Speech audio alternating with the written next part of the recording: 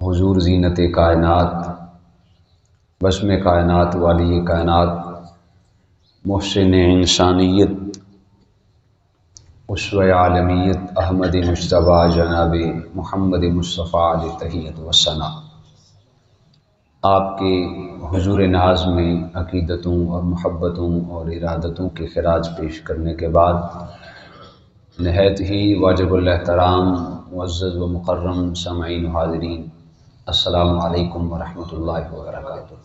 السلام ورحمۃ اللہ وبرکاتہ۔ میری اور آپ کی بخت فروزی اور خوش نصیبی کہ میں اور آپ رحمتوں کے موسم بہار میں، عشرہ رحمت میں اللہ کے گھر میں حاضر ہیں۔ اللہ تعالیٰ میری اور آپ سب کی اس حاضری کو اپنی بارگاہ میں قبول فرما کر ہم سب کے لیے خوش آخرت بنائے۔ آمین۔ اس بات پر جتنا بھی اللہ کا شکر ادا کیا جائے وہ کم ہے کہ اللہ تعالیٰ نے ایک مرتبہ پھر ہم سب کو ماہ رمضان المبارک کی قیمتی ساعتیں ہمارے اعزاز میں، ہمارے مقدر میں نافذ العمل کی۔ ماہ رمضان کا عزت اور عظمت والا، شان اور رفعت اور بلندی والا جو مہینہ ہے، یہ اللہ کی طرف سے مہمان بن کے ہمارے پاس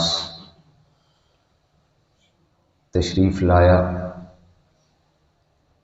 ارشاد باری تعالیٰ ہے سورہ بقرہ، فرمایا یا ایھا الذین آمنوا، اے ایمان والو، کتب علیکم الصیام، تم پہ روزے فرض کیے گئے، کما کتب علی الذین من قبلکم، جس طرح تم سے پہلے لوگوں پر یہ روزے فرض کیے گئے تھے، لعلکم تتقون، تاکہ تم مقام اتقاء پر فائز ہو جاؤ، تاکہ تم تقوی گزار بن جاؤ، اللہ سے ڈرنے والے بن جاؤ۔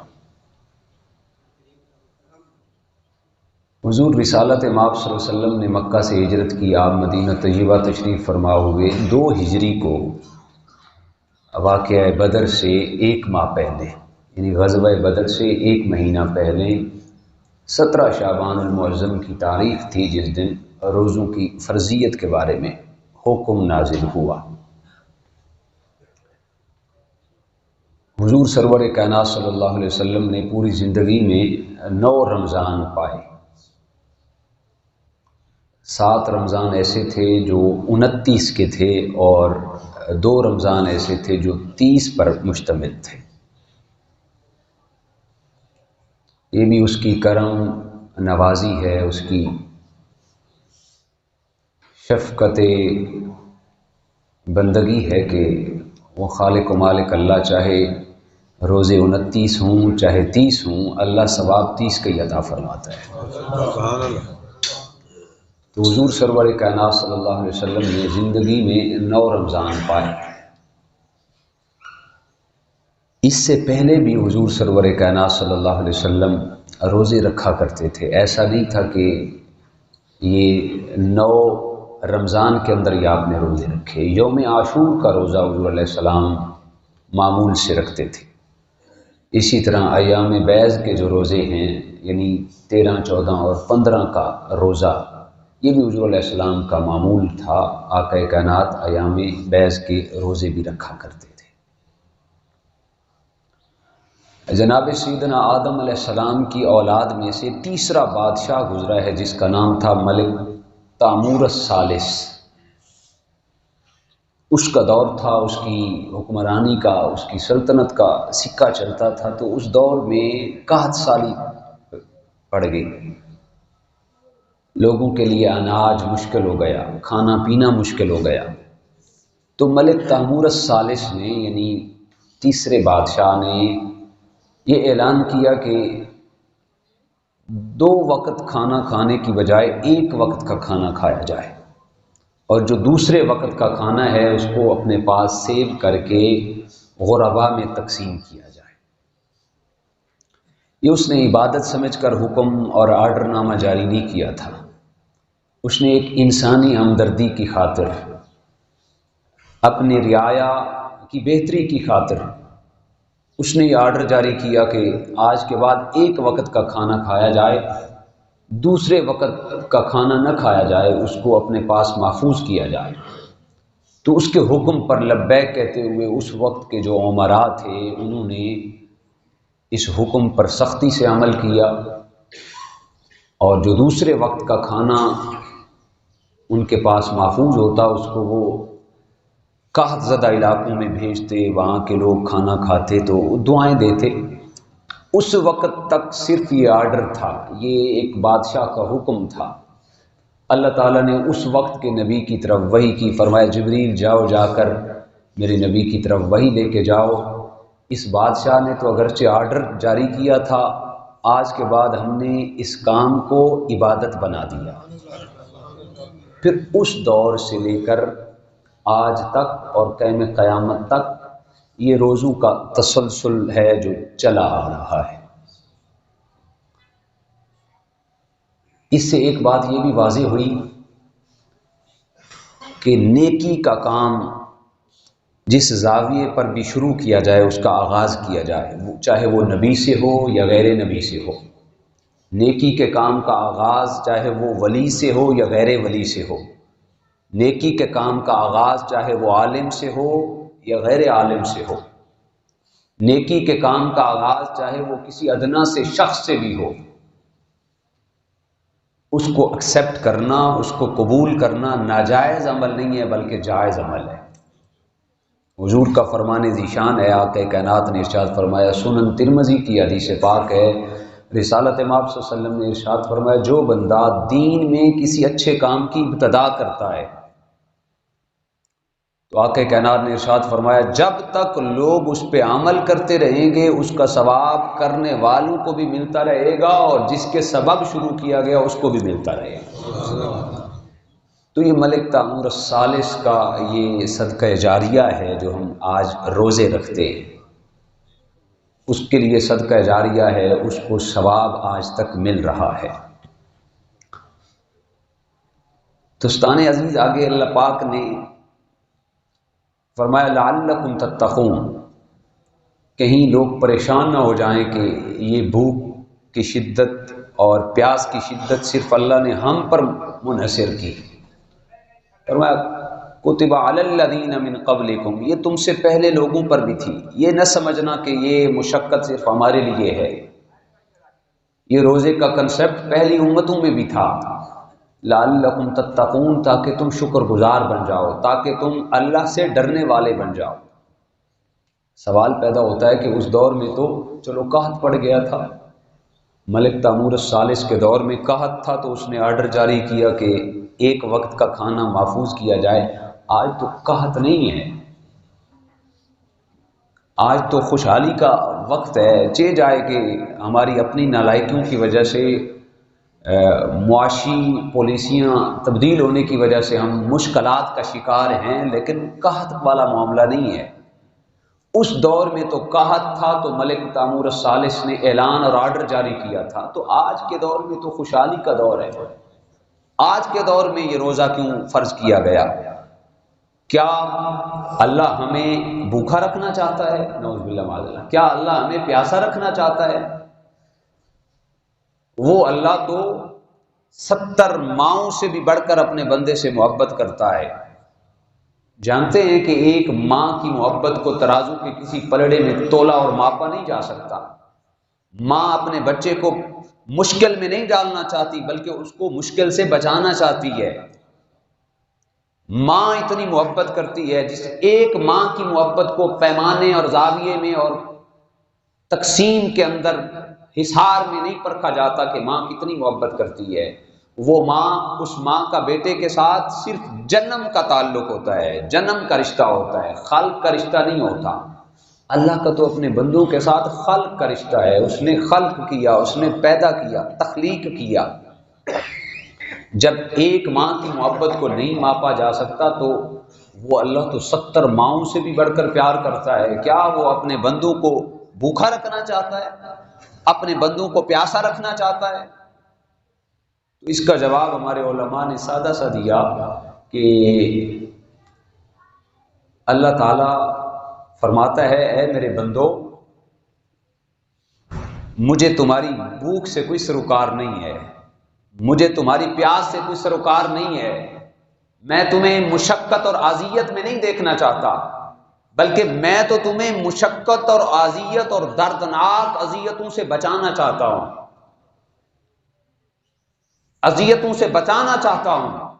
مثال کے طور پہ ایک ماں کے سامنے بچے کا مرض آ جائے تو ماں کڑوے سے کڑوا گھونٹ بھی برداشت کر لیتی ہے، کڑوی دوائی بچے کو پلا دیتی ہے کہ یہ وقتی آزمائش ہے، اگر یہ وقتی آزمائش پہ پورا اتر گیا تو میرا بیٹا لمبی بیماری سے محفوظ ہو جائے گا۔ تو کڑوی سے کڑوی بیماری بھی ماں بچے کو دے دیتی ہے تاکہ لمبی بیماری سے میرا بیٹا محفوظ ہو جائے۔ تو وہ ذات جانتی تھی میرے بندے گناہوں کے چنگل میں پھنس جائیں گے، وہ ذات جانتی تھی میرے بندے گناہوں کی لت لت میں دل دل میں پھنس جائیں گے، گناہوں کی دل دل میں اپنا گھر بنا لیں گے۔ اس ذات نے چاہا کہ عارضی آزمائش روزوں کی صورت میں مجھے قبول ہے لیکن دائمی آزمائش قبول نہیں ہے۔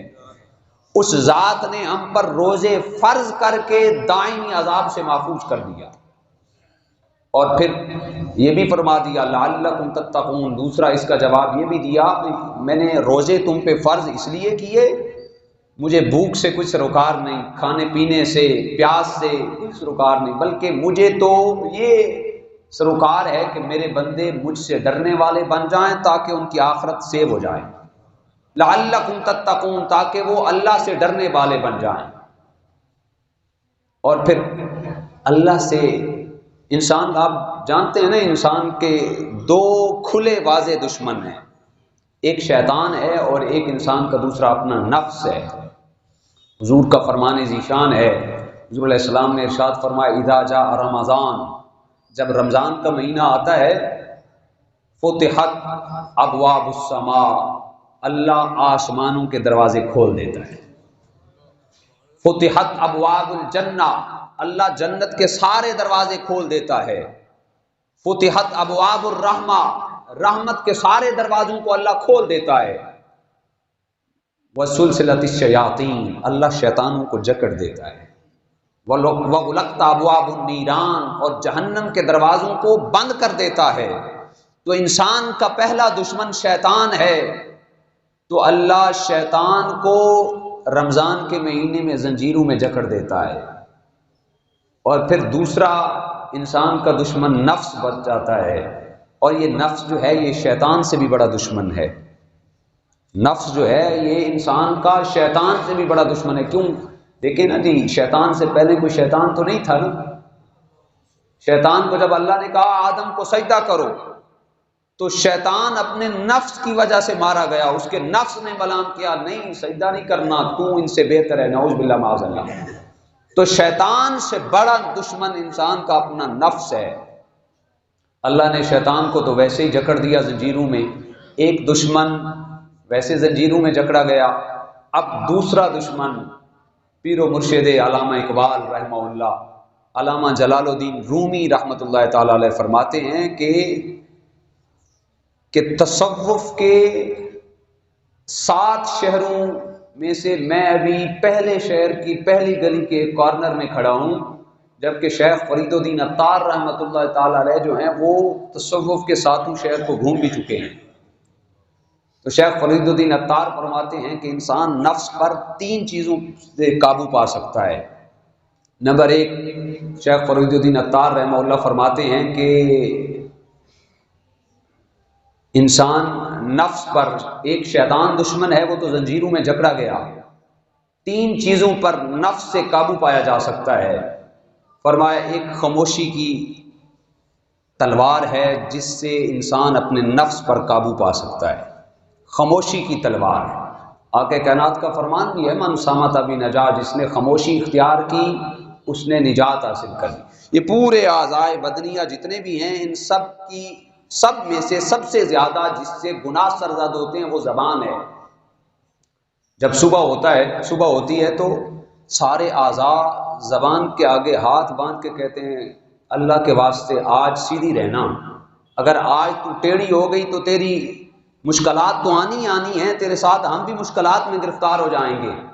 اگر تجھ سے غیبت سرزد ہو گئی تو ہم بھی گرفتار ہو جائیں گے، جھوٹ سرزد ہو گیا تو ہم بھی گرفتار ہو جائیں گے، کسی کی غیبت سرزد ہو گئی، جھوٹ بول گیا یا زبان سے سب و شتم ہو گیا تو اس کا کچا چھٹا ہمیں بھی بھگتنا پڑے گا۔ تو پورے اعضائے بدنیہ کی جو سردار ہے وہ زبان ہے۔ تو حضور کا فرمان ہے من صمت بنجا، جس نے خاموشی اختیار کی وہ نجات پا گیا۔ تو شیخ فرید الدین عطار فرماتے ہیں کہ زبان کی خاموشی کے ساتھ نفس پر قابو پایا جا سکتا ہے۔ دوسرے نمبر پر فرماتے ہیں کہ بھوک کی تلوار کی وجہ سے بھی نفس پر قابو پایا جا سکتا ہے۔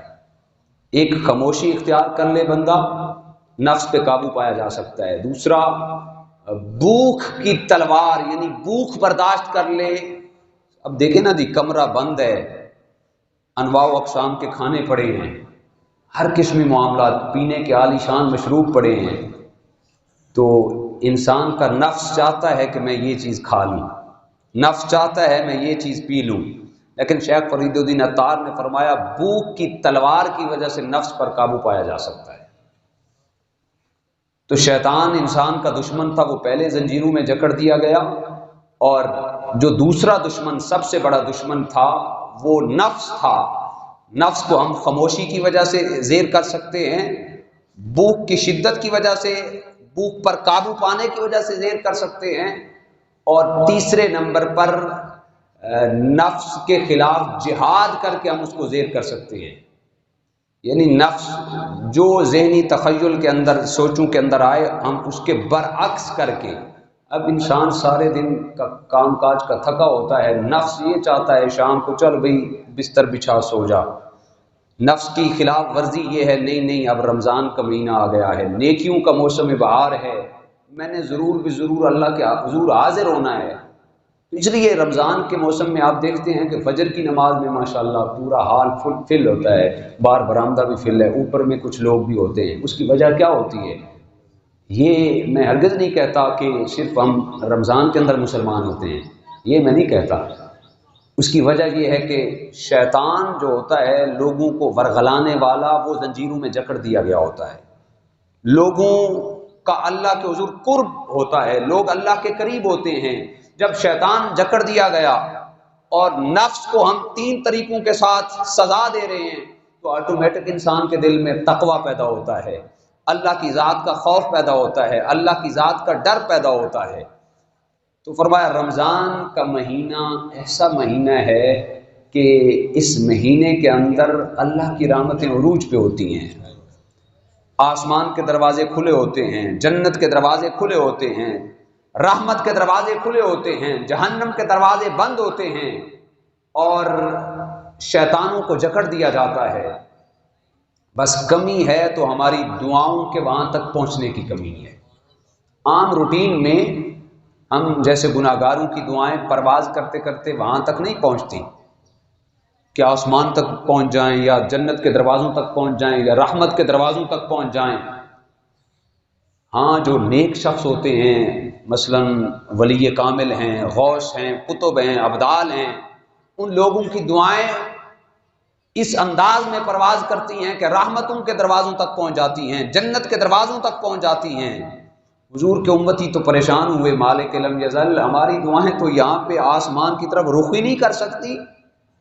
تو حضور علیہ السلام نے اعلان رحمت فرماتے ہوئے فرمایا میرے امتیو، گناہگارو، تمہیں بھی پریشان ہونے کی ضرورت نہیں۔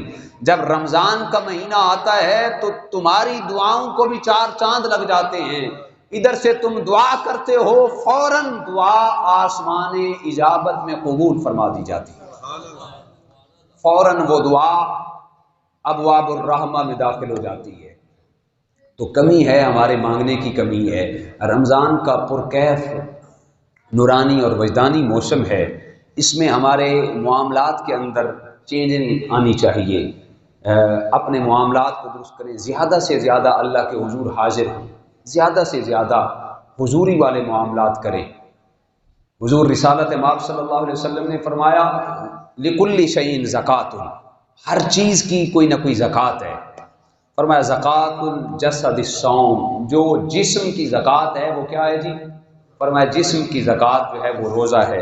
اس سے انسان، اللہ اکبر، انسان کے جسم کے اندر جتنی میل کچیل ہوتی ہے، جسم کے جتنی معاملات ہیں، جتنی خرابیاں ہیں، جتنی آزمائش اور تکالیف انسان پہ وارد ہوتی ہیں، اعصابی ہوں یا روحانی ہوں یا جس انداز میں بھی ہوتی ہیں، روزہ رکھنے سے انسان کے جسم سے زکوٰۃ نکل جاتی ہے۔ اللہ اکبر۔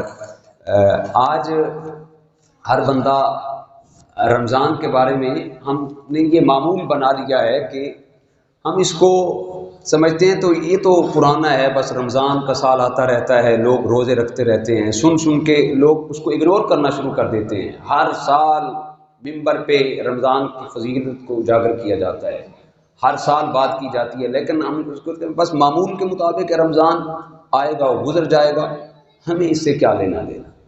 اللہ اکبر۔ رمضان کا وہ مہینہ ہے جس کی تعریف و توصیف صرف میں نے نہیں کی، آپ نے نہیں کی۔ ایک محفل لگی ہوئی ہو نا ہاشمی صاحب، ایک نقیب ہوتا ہے، نقیب اعلان کرتا ہے جی اب آپ کے سامنے فلاں فلاں فلاں فلاں فلاں یہ بیان کریں گے، یا اب آپ کے سامنے فلاں فلاں فلاں یہ تلاوت کریں گے، یا فلاں فلاں فلاں یہ نعت پڑھیں گے۔ وہ ایک نپے تلے جملے ہوتے ہیں، لوگ اس کو اگنور کر دیتے ہیں، بھائی یہ تو خطیب کے تو رٹے رٹائے جملے ہیں، اس کا تو کام ہے، اس نے یہ جملے بولنے ہی بولنے ہیں۔ لیکن اگر اسی مجلس میں کمپیرنگ کوئی پروفیشنل نقیب سے ہٹ کے کوئی عالم دین کمپیرنگ کر رہا ہو تو لوگ غور سے سنتے ہیں، بھئی یہ کوئی پروفیشنل نقیب نہیں ہے، اسٹیٹ سیکرٹری نہیں ہے، بلکہ یہ اس علاقے کا ایک مقتدر شخصیت ہے، تو لہٰذا اس کے جملوں میں اور نقیب کے جملوں میں زمین و آسمان کا فرق ہوگا۔ ہم پھر اس کی بات کو سنتے ہیں، اس کو اگنور نہیں کرتے۔ جب حضرت صاحب یہ کہہ رہے ہیں تو واقعتاً آنے والی شخصیت بڑی عظیم شخصیت ہوگی۔ تو رمضان کا اعلان میں اور آپ نے نہیں کیا، رمضان کے فضائل کو میں نے اور آپ نے بیان کیا، رمضان کے فضائل کو اللہ کے قرآن نے بیان کیا اور نبی پاک کے فرمان نے بیان کیا۔ نبی پاک کے فرمان، حضور علیہ السلام نے، حضور حضرت سلمان فارسی روایت کرتے ہیں کہ شعبان کا آخری دن ہوتا تو حضور صحابہ کو مسجد میں بلاتے اور عظیم الشان خطبہ دیتے۔ میں صحابہ تم پہ ایسا مہینہ سایہ فگن ہو گیا ہے، ہونے والا ہے، جو سارے مہینوں کا سردار مہینہ ہے، نیکیوں کا موسم بہار ہے، نیکیوں کا موسم بہار ہے۔ پھر صحابہ کرام سارے کام کاج شعبان سے، رمضان کے آنے سے پہلے پہلے کر دیتے، سودا سلب لینا ہوتا پہلے لے لیتے، خرید و فروخت کرنی ہوتی پہلے کر لیتے، گھر کا کام کاج کروانا ہوتا پہلے کر لیتے۔ جب رمضان کا چاند طلوع ہوتا تو سارے مسجد کو اپنا اوڑھنا اور بچھونا بنا لیتے۔ حضرت انس بن مالک رضی اللہ تعالیٰ عنہ راوی ہیں کہ جب رمضان آ جاتا تو سارے صحابہ عبادت کے لیے کمر بستہ ہو جاتے۔ آج ہمارے ہاں نیکی لینے میں لے جانے میں سبقت نہیں ہے، ہم دیکھا دیکھی سب کام کرتے ہیں۔ بھلا دور تھا کہ سی این جی بڑے عروج پہ تھی تو لوگوں نے سارے کاروبار ٹھپ کر کے سی این جی اسٹیشن شروع کر دیے، بھی اس کاروبار کو عروج حاصل ہے۔ ہر 2 کلومیٹر کے بعد دیکھیں گے تو سی این جی اسٹیشن آپ کو نظر آتا۔ پھر ایک وقت آیا لوگوں نے کہا نہیں اب یہ کاروبار مندہ ہو گیا کہ جگہ جگہ لوگوں کا کھانے کا مزاج بن گیا، لوگوں نے جگہ جگہ فوڈ کے معاملات شروع کر دیے، ہوٹل اور ریسٹورنٹ شروع کر دیے،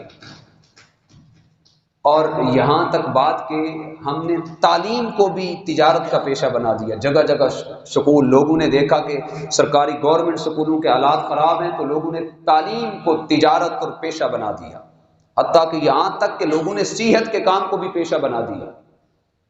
جگہ جگہ ہاسپٹل بنے ہوئے ہیں، مہنگے سے مہنگا علاج ہو رہا ہے، اللہ اکبر۔ لیکن صحابہ کرام کی زندگیوں میں غور و فکر کریں، وہ ادھر ادھر کے معاملات میں ایک دوسرے کی نقل نہیں کرتے، بلکہ صحابہ کرام رضوان علیہم مجمعین نیکیوں کے سیزن میں سبقت لے جانے کی کوشش کرتے۔ میرے فلاں ساتھی نے اگر وہ رات کو 2 رکعتیں پڑھتا ہے تو میں 4 رکعتیں پڑھوں کم از کم، وہ 10 پڑھتا ہے تو مجھے 20 پڑھنی چاہیے۔ اللہ اکبر، اپنے لیے وقت نکالتے ہیں۔ یہ رمضان نیکیوں کا موسم بہار ہے، اس میں وقت نکالیں۔ اگر آپ کے پاس 2 منٹ ہیں تو کوشش کریں اس کو 3 پہ لے جائیں، 5 منٹ ہیں تو کوشش کریں وہ 10 پہ لے جائیں، تاکہ اس مہینے کی انوار و تجلیات سے آپ مستفیض ہوں۔ اللہ اکبر۔ ایک دن حضرت علامہ حقی نے تفسیر روح البیان کے اندر لکھا کہ ایک دن حضور رسالت مآب صلی اللہ علیہ وسلم سیدہ ام عائشہ صدیقہ کے بستر پہ تھے، تو آپ کا معمول تھا جب بستر سے الگ ہوتے تو کہتے کہ اے ابو بکر صدیق کی بیٹی، حق تمہارا ہے، اگر مجھے اجازت دو تو میں اپنے اللہ کو راضی نہ کر لوں۔ تو ایک دن ایسا آیا کہ آپ کچھ کہے بغیر بستر کو چھوڑ کے چل دیے۔ حضرت ام عائشہ صدیقہ کی آنکھ کھلی، حضور کو موجود نہ پایا، تو حضور علیہ السلام کی کملی ساتھ تھی، تو حضرت ام عائشہ صدیقہ نے حضور علیہ السلام کی چادر کو سر پہ اوڑھا اور حضور کو ڈھونڈنے کے لیے تشریف لے گئے۔ آقا کائنات کو دیکھا، آپ جنت البقیع کے اندر حضور سجدہ شکر میں ہیں، اللہ کے حضور جبین نیاز جھکئی ہوئی ہے۔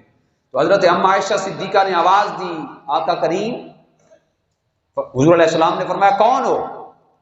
تو سیدہ ام عائشہ صدیقہ نے عرض کی حضور میں عائشہ ہوں۔ فرمایا عائشہ کون؟ فرمایا عائشہ کون ہے؟ تو حضرت ام عائشہ صدیقہ عرض کرتی، میں نے عرض کی حضور میں آپ کی بیوی، آپ کی زوجہ۔ فرمایا زوجہ کون ہوتی ہے؟ علامہ حقی نے تفسیر روح البیان کے اندر لکھا، حضور میں عائشہ ہوں۔ فرمایا عائشہ کون ہے؟ حضور آپ کی زوجہ ہوں۔ فرمایا زوجہ کون ہوتی ہے؟ پھر ام عائشہ صدیقہ نے عرض کی حضور ابو بکر صدیق کی بیٹی ہوں۔ تو حضور علیہ السلام نے فرمایا ابو بکر صدیق کون ہے؟ ابو بکر کون ہوتا ہے؟ حضرت ام عائشہ صدیقہ فرماتی ہیں میرے آنکھوں سے آنسو رواں ہو گئے، آج تک حضور کا یہ روپ نہیں دیکھا تھا، جلال والی یہ کیفیت نہیں دیکھی تھی، آج کیا معاملہ ہے؟ حضرت ام عائشہ صدیقہ فرماتی ہیں میں انہی دبے قدموں واپس آ گئی، روتی روتی تڑپتی ہوئی، جسم پہ سکت تاری تھی، تڑپتی ہوئی واپس آئی، اور میں گئی تھی اور واپس آئی تو بوندا باندی کا موسم تھا، مجھے یوں محسوس ہو رہا تھا کہ گویا ہلکی پھلکی بارش ہو رہی ہے۔ تھوڑی دیر کے بعد حضور رسالت مآب صلی اللہ علیہ وسلم تشریف فرما ہوئے، پریشان دیکھا تو فرمایا عائشہ پریشان کیوں ہو؟ کیا معاملہ ہے؟ کیا وجہ ہے؟ کیوں دکھی اور پریشان ہو؟ عرض کی حضور آپ کو پتہ نہیں، حضور آپ کو پتہ نہیں؟ آقا کائنات نے فرمایا عائشہ بتاؤ کیوں پریشان ہو؟ عرض کی بندہ نواز میں تو گئی تھی آپ کے پیچھے، میں نے آواز دی تو آپ نے کہا، پوچھا کون ہو؟ میں نے کہا عائشہ ہوں۔ تو آپ نے کہا عائشہ کون ہے؟ میں نے کہا آپ کی زوجہ۔ آپ نے کہا زوجہ کون ہے؟ میں نے کہا ابو بکر صدیق کی بیٹی۔ تو آپ نے یہاں تک کہہ دیا ابو بکر کون ہوتا ہے؟ تو آقا کائنات نے ارشاد فرمایا عائشہ لی مع اللہ وقتن، لی مع اللہ وقتن، آج میرے پاس کھانے پینے کا ٹائم ہے، میرے پاس دوستوں کے لیے ٹائم ہے، میرے پاس سیر و سیاحت کے لیے ٹائم ہے، آج میرے پاس لاو و لب کے رقص و سرور کے محافل میں جانے کے لیے ٹائم ہے، فضول ٹائم گزارنے کے لیے ٹائم ہے، لیکن اپنے اللہ کے لیے آج ہمارے پاس ٹائم نہیں ہے، اپنے والدین کے لیے ٹائم نہیں ہے، اپنی آخرت سنوارنے کے لیے ٹائم نہیں ہے۔ آقا کائنات نے فرمایا عائشہ ایک وقت ہے میرے لیے، وہ صرف میرا اور میرے خدا کا وقت ہے، اس وقت میں جبریل بھی نہیں آ سکتا، اس وقت میں رسول اور انبیاء اور نبی بھی نہیں آ سکتے۔ فرمایا عائشہ ایک میرا اور میرے خدا کا وقت ہے، یا میں ہوتا ہوں یا میرا خدا ہوتا ہے، راز و نیاز کی باتیں ہوتی ہیں۔ نعرہ تکبیر، اللہ اکبر، نعرہ رسالت، یا رسول اللہ صلی اللہ علیہ وسلم، یا میں ہوتا ہوں یا میرا خدا ہوتا ہے۔ تو حضرت ام عائشہ صدیقہ نے عرض کی حضور پھر میں تو گئی تھی تو میرے کپڑے بھیگ گئے، گیلے ہو گئے، آپ آئے تو آپ کے کپڑے خشک ہیں۔ حضور نے فرمایا عائشہ سر پہ کیا اوڑھ رکھا ہے؟ عرض کی بندہ نواز یہ آپ کی چادر ہے۔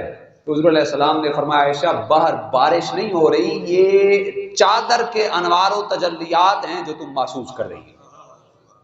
تو اس سے حضور رسالت مآب صلی اللہ علیہ وسلم نے اس رمضان کے عظیم موسم میں ہمیں جو درس دیا، جو پیغام دیا کہ اپنے خدا کے لیے وقت نکالو، کبھی تنہائی میں بیٹھ کر، خلوت میں بیٹھ کر اپنے رب کو پکار کے تو دیکھو، اس سے دعا تو مانگو، اس سے گناہوں کی معافی اور توبہ مانگنے کا ایک خاص وقت مقرر کرو۔